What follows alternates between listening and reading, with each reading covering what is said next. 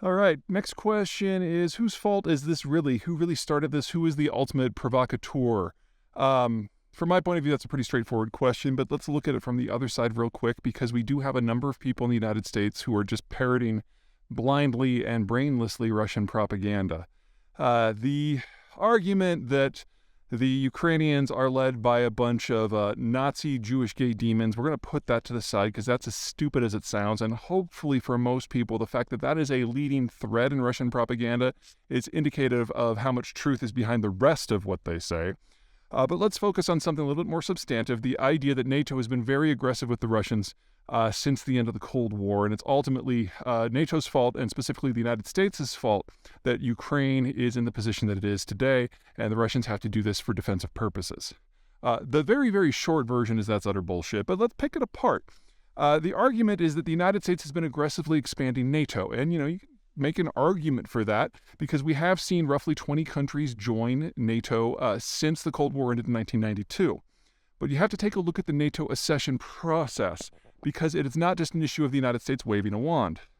What happens is the countries in question have either a vote or an act of their parliament where they apply for NATO membership, and then every individual government that is in the alliance already has to sign off on that entrance. And then it's not like you wave a wand. Then starts the accession process, which involves military reform, civil reform, democratic transitions, moving away from a top-down cannon fodder style military strategy like the Russians favor, in favor of something with better logistics and a lot more forethought, in order to help these countries not just defend themselves, but move along the path towards a democratic transition, or authority democracies to consolidate that transition.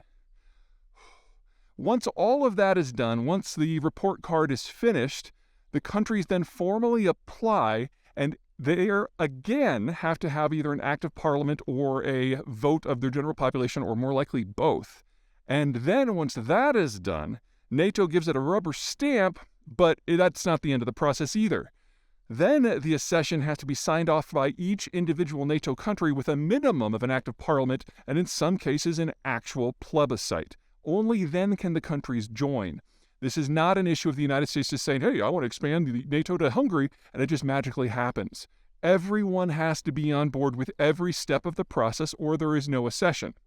Now, you also have to consider the list of countries that have joined NATO since the Cold War ended. Estonia, Latvia, Lithuania, Poland, Romania, Bulgaria, the Slovak Republic, the Czech Republic, Hungary, Macedonia, or North Macedonia now, Albania, and future accession targets are potentially Ukraine, Georgia, and Azerbaijan.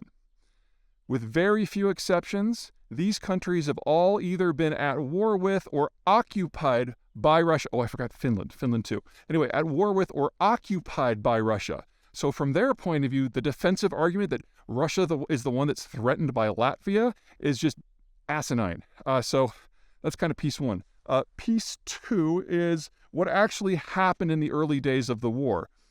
Starting in 2020 and 2021, Vladimir Putin and the Russian government in general started talking about the Ukrainians as not really existing, that they were a made-up ethnicity designed by the Nazis or by the Americans simply to put a thorn in Russia's side. And as such, it was Russia's manifest destiny to reclaim lands that were once it. And as the time went on, the number of territories that were traditional Russian territory, according to this propaganda, expanded to include most of the countries that have joined NATO since 1992. And then by the time we got to December of 2021, the Russians started moving tens of thousands of troops onto Ukraine's borders. And by the time we got to January and early February, we had over 100,000. By the time we got to February 22nd, the day that troops crossed the border, we were at about 130,000. On the 22nd, over 70,000 troops crossed from the Russian territories into the occupied Ukrainian territories, and we all of a sudden had a mass mobilization in Belarus as well. And then on the 24th, forces crossed from Belarus south and from those occupied territories in the east, further west into Ukraine proper. And never forget that this is not the first war between Russia and Ukraine since 1992. In 2014, the Russians flat out invaded the Donbas territory in the east and also captured Crimea in the south. So anytime somebody tells you that this war is someone's fault other than Russia, you can tell them to go screw themselves because you're smarter than that. Next question.